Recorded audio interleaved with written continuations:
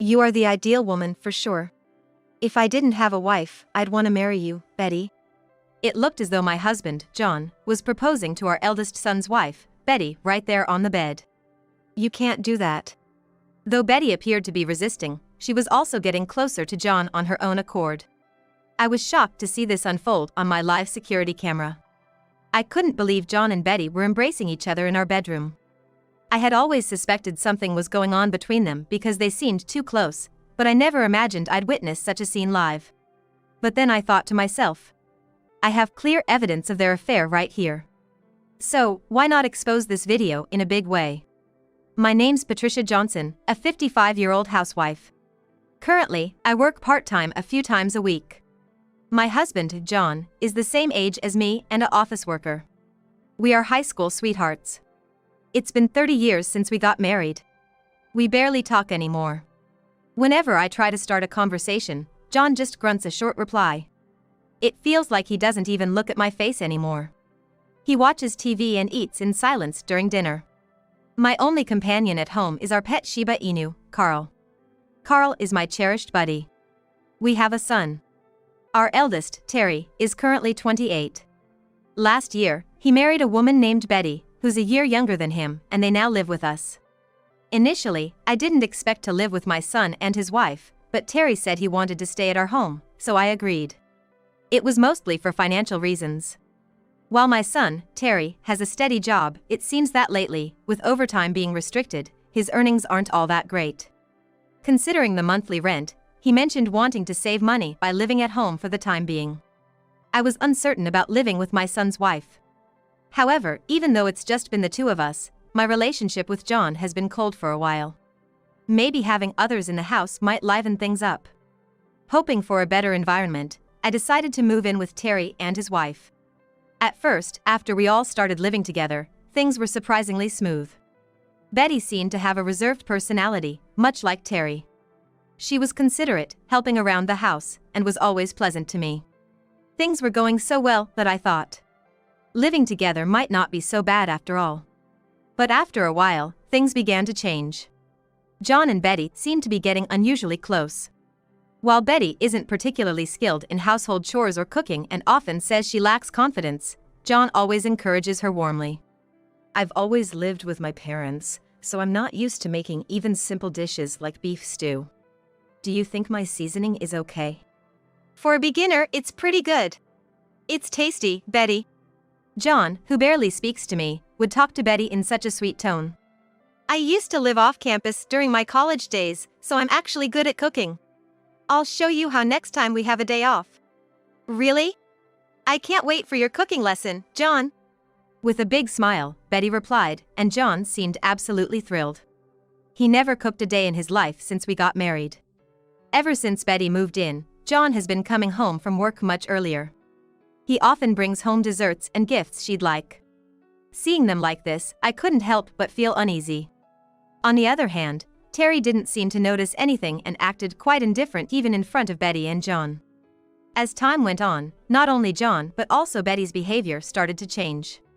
While she acted all sweet and helpless in front of John, she started to show a colder attitude towards me when we were alone. One evening, when it was just the two of us, I went to take a shower before Betty. Betty, I'm done with the shower. It's all yours. I forgot I'd already told her once, so I accidentally repeated myself after a while. I get it, you don't have to tell me twice. Betty snapped at me. I was taken aback. Sure, it was my mistake for saying it twice. But she didn't have to be that harsh. She was never like this when she first got married. From that point on, I became a bit wary of Betty. Maybe she sensed how I felt about her. She started acting more and more condescending towards me day by day. I've ended up taking on more of the household chores than before. Meanwhile, Betty just sits on the couch, constantly on her phone. I felt frustrated, but had no one to confide in. John really likes Betty, and Terry would definitely see me as an enemy if I spoke ill of his wife Betty. Then, on a certain day off, John was eager to teach Betty how to make dumplings. Seeing John in such a good mood, I wanted to complain a bit. You've never made dumplings before, have you? Even when I said that, John just replied, "Quit nagging," and brushed me off. Well, let's start with getting the ingredients. Betty, ready to go? Yes. Thank you. Betty answered with a big smile. John and Betty, chatting and laughing, happily got in the car and drove off. John and Betty, they've been getting along really well lately, haven't they? I tried striking up a conversation with Terry. Yeah. I mean, I'd rather they get along than not. It's better for me. Terry replied, while glancing at his phone. He didn't seem to feel any particular way about it. About 2 hours passed. The two of them returned from shopping. It sure took them a long time considering they just went to the local supermarket. I thought to myself. According to Betty, they took a break at a cafe during their shopping trip. Looking at John, he awkwardly avoided my gaze. The two of them seemed to enjoy making dumplings afterward. Betty was so close to John that she almost leaned on his shoulder. Every so often, Betty would touch John. John seemed completely smitten with Betty. Eventually, the dumplings were ready, and we all sat down to eat. Sorry, I don't feel so good. I'll pass. You guys enjoy. Saying this, I went to my bedroom and collapsed on the bed. I just couldn't muster an appetite. I hate to admit it, but I feel like I'm losing it out of jealousy. John and Betty are acting all lovey-dovey like newlyweds. I don't even feel like eating the food they made. I can tell that Betty is getting all cuddly with John just to spite me. Call it a woman's intuition, I guess. She understands that if she has both John and Terry on her side, she can have a higher position in this household than me. Like this, I slowly started losing my place at home. Living with my eldest son and his wife began as a way to save on rent. I suddenly thought. Even though Betty is married, she doesn't have any kids yet. She's still young. If she wants to save money, why doesn't she go out and work? If Terry can't get overtime and earns less, why doesn't Betty work too? Even in my 50s, I'm working part-time, but Betty stays home all day. Seems like she just lounges around, watching TV shows she's recorded or on her smartphone. One day, I asked Betty in the flow of a conversation. Don't you want to work or something? Huh? Betty went silent, seeming taken aback. Immediately, John jumped to her defense. Hey, you don't need to say unnecessary things. It's enough for Betty just to be at home. John scolded me. Well, if Betty wants to work, she can, but if she wants to stay home, she doesn't have to push herself. Terry just gave his usual non-committal opinion. With both of them supporting her, Betty had a smug look on her face. I couldn't say anything more. Then after some time, I got a call from Betty at my part-time job. Patricia, something terrible has happened. Terry had an accident at work and was taken to the hospital in an ambulance. What? I informed my workplace of the situation and rushed to the hospital. Terry was in the intensive care unit, looking nothing like himself. He was delivering products to a client in a company car. While on his way, a truck driver from the opposite side got distracted, crossed the median divider, and collided head-on with Terry's car. The other driver got away with minor injuries, but Terry was in a critical condition, unconscious. Despite the doctor's best efforts, Terry never made it back. I couldn't believe that Terry passed away before me. The sudden turn of events was too much to believe. I spent the night crying by his side. Betty looked deeply shocked as well. John stayed by Betty's side, comforting her more than me. With no time to mourn properly, we had to start preparations for Terry's funeral. Usually, the main mourner should have been Betty, but she said, I have no idea how to handle a funeral, and didn't make any effort. You've got experience. Help her out. John instructed me. So, I ended up handling all the arrangements and expenses for the funeral.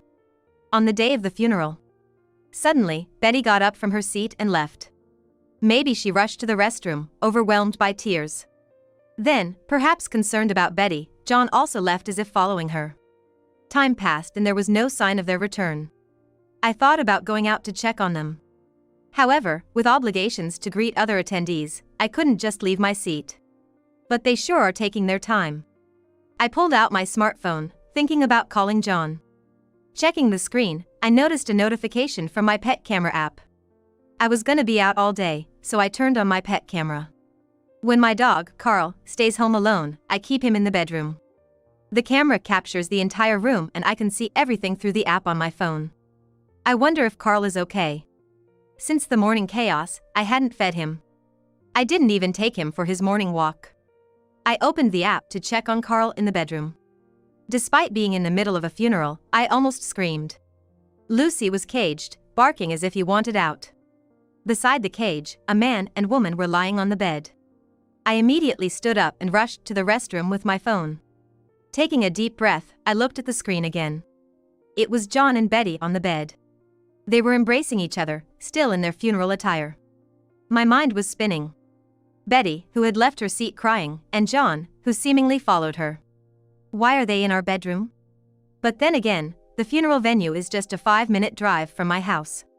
It's not entirely impossible. I stepped outside to check the parking lot. John's car was nowhere to be seen. It seemed they had indeed driven to the house. I locked myself in the restroom again and checked the camera. Carl had stopped barking and I could hear the two talking. John tenderly wiped away Betty's tears, touching her face. Surprisingly, Betty was smiling in response. You really are lovely, Betty. Truly beautiful. John showered her with compliments. Really? That's so sweet of you. Betty seemed genuinely pleased. She had been crying at Terry's funeral just moments ago. You're the ideal woman for me. If I didn't have a wife, I'd want you as mine. John seemed like he was proposing to Betty. No. You can't. Betty showed a bit of resistance, but was also clearly drawn to John. You do remind me of someone, Betty. So much resemblance. Hearing this, I was in shock. John and Betty continued their intimacy on the bed. I couldn't watch any longer. I closed the app. I'm feeling disgusted and not wanting to see any more. When I finally left the restroom in a daze, I managed to get back to my seat. After a while, John and Betty returned to the funeral venue together. Both looked somewhat downcast. Betty's hair was a bit disheveled.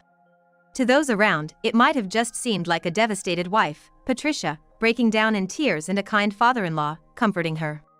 However, knowing the truth, I was boiling inside. But all I want right now is to get through Terry's funeral. Trying to suppress my anger, I held it together. After the funeral, we finally headed home. John and Betty were seated on the living room couch. I immediately went to the bedroom to get our dog, Carl. Carl, sorry for keeping you locked in the bedroom all day. As soon as I did, Carl bolted out of his cage. He wagged his tail happily at me and then darted into the living room. Hey, what's gotten into you? Ignoring John's attempts to calm him, Carl made a beeline for Betty's feet. What the heck? Even as Betty shrank back, Carl jumped up at her, barking. The force knocked Betty to the floor. I was stunned by Carl's behavior. He seemed furious with the two of them. Thinking back, I remembered seeing on our pet camera that Carl had been locked inside a cage in the bedroom. That cage was from when Carl was a puppy, and we hardly use it anymore. Because he hates it. John and Betty probably caged him because he'd be in the way when they got intimate. I'm sure they ignored Carl's barking. They might have let him out when they left the room, but Carl must have been upset with them for confining him in that tight space. Hey, Carl, calm down, I'm gonna feed you now, John tried to pacify him. But Carl, showing no interest, bit at John's foot. Carl doesn't particularly like John or Betty, who never take care of him. He probably can't forgive them for locking him in the cage he detests. Ouch! Hey, stop that! Don't come near me! What's with this dog? Is he out of his mind? Betty exclaimed, frightened, as Carl growled and lunged at her feet. I'm the only one who takes care of Carl. Feeding, walking, everything. So, he loves me the most. It seemed like he understood how John and Betty were hurting me and was attacking them on my behalf. Carl was standing up for me. This gave me the push I needed. I had saved all the footage from today's pet camera. Perfect evidence of their affair. I wondered if I could use this somehow. I thought about it for a while. After some time passed, we decided to hold Terry's memorial service at our house. For the service, not only our family and relatives, but also Betty's parents are planning to come. For me, this is a golden opportunity. Everyone gathered in our living room, where the memorial service took place. Afterwards, everyone started chatting loudly around the catered food. When everyone had finished eating, I stood up and began to speak. Thank you all for coming today for Terry's memorial service. I have something I'd like all of you to see today. Everyone became silent and focused on me. John and Betty looked stunned as I was bringing up something unexpected. I closed the shutters of the living room and turned off the lights. Even though it was daytime, the room went pitch dark. I pressed the remote for the projector I had prepared in advance.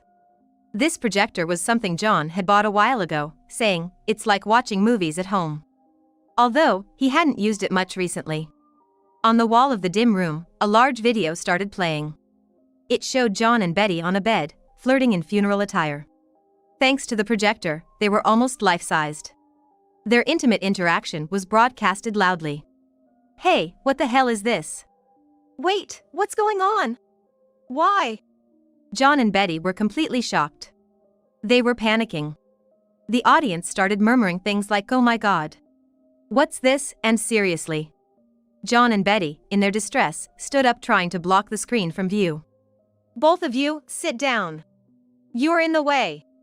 I shouted at them loudly. The video continued to show their passionate embrace. Betty, this can't be real. What is this about? Betty's parents stared at her with a twisted expression. Ladies and gentlemen, this footage was captured by a pet camera I had set up in our bedroom. Hearing this, John muttered, "Damn it." He probably had forgotten about the camera there. If you look at the date and time at the bottom of the screen, these two snuck out of Terry's funeral service, drove back, and did this in our bedroom. Hearing this, everyone gasped and exclaimed, "No way," and "I can't believe it." Hold on, there's a reason for this. I was really sad about Terry's death and was crying. John came to comfort me, and it kinda just happened. At that moment, the video reached a scene where she said, "I've actually liked you for a while," to John. I paused the video at that point. Did you hear that, everyone? Not only my husband, but it seems Betty was pretty into it too. Betty's face turned bright red from embarrassment. I pressed the play button again. While Terry's death was shocking, I always felt something was missing. I actually prefer men who shower me with compliments. So maybe, I prefer you over Terry. Betty's voice played loudly, and everyone glared at her. There are such terrible women in this world. Ugh, it's sickening. I said, shuddering. Betty, I never knew you could stoop so low. It's truly pitiful. That's right. I can't believe she's our daughter. What an embarrassment. Betty was scolded by her parents and broke down in tears. Then, John's voice could be heard from the video. You are truly the ideal woman. If I didn't have a wife, I'd want you as mine. Seems I'm just in the way for my husband. There's nothing sadder than that. Everyone gave John disapproving looks, and he cast his gaze downward in shame. I feel so bad for Patricia. Who knew John was such a terrible person? John received cold stares from all the women present and was sweating profusely. Then John's voice was heard again from the video. You really does resemble my first love. I pressed the pause button again. Everyone, Betty looks just like my husband's first love. But that's no excuse for him to make a move on his son's wife. John's face turned pale. I know about my husband's first love. We were high school classmates. I had a friend who had an older sister named Sophia.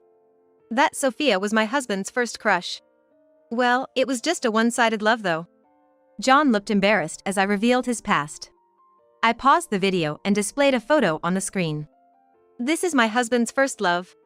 The screen displayed a graduation photo of a young girl. A girl with neat braids. It was Sophia from her high school days. Upon close examination, there was a certain resemblance to Betty. And guess what? We have Sophia here with us today.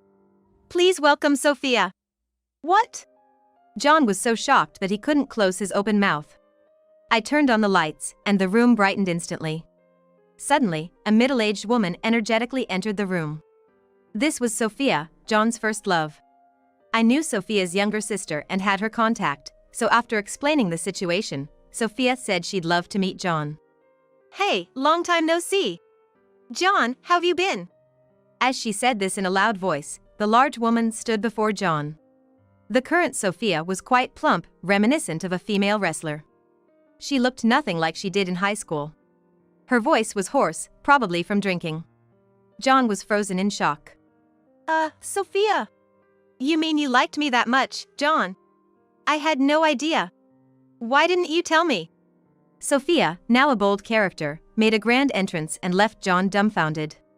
You made a move on your son's wife just because she looks like me. John, that's just not right. Sophia said this and playfully slapped John's shirt. He staggered from the impact. Hey, I'm divorced and single. I run a bar now. Why not join me? John was forcibly hugged and swayed by Sophia. No, I'm married, you know. But Patricia already gave me the green light. She said she'd hand you over any time. Hearing this, John looked at me. While looking at Sophia, I nodded in agreement and said, exactly. I feel like throwing out this husband of mine right now. If anyone wants him, feel free to pick him up. Just then, Betty, who had been silently watching, suddenly spoke up. Wait a minute.